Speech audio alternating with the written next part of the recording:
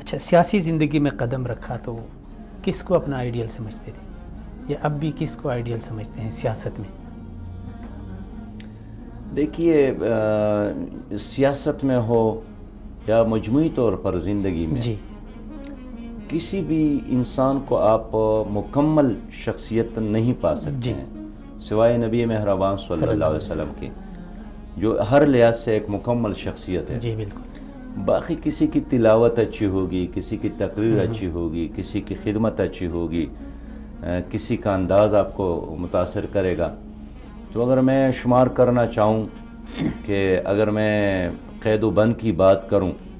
تو اگر ایک طرف نیلسن منڈیلا تو دوسری طرف سید علی گیلانی، جی، دونوں نے اپنی قوم کو آزاد کرانے کے لیے بے انتہا قربانیاں دی۔ انہوں نے ابھی 27 سال جیل میں گزارے، اور علی گیلانی نے بھی ابھی زندہ ہے، اللہ تعالیٰ اس کو زندگی دراز دے، انہوں نے بھی ایک طویل عرصہ زندگی یعنی عرصہ جیلوں میں گزاری، نظر بندیوں میں گزاری۔ اس طرح سادگی میں بھی اب گاندھی جی کی جو سادگی ایک مشہور ہے، ہم جب سکول میں تھے تو ہم نے بھٹو کے پرجوش تقاریر سنی، جی، لیکن جس چیز نے ہماری زندگی کو تبدیل کیا وہ تو سید مودودی کی تحریریں ہیں، ان کی کتاب اور ان کی لٹریچر ہے، جنہوں نے ایک فکر سے، ایک ویژن سے ہمیں آشنا کیا۔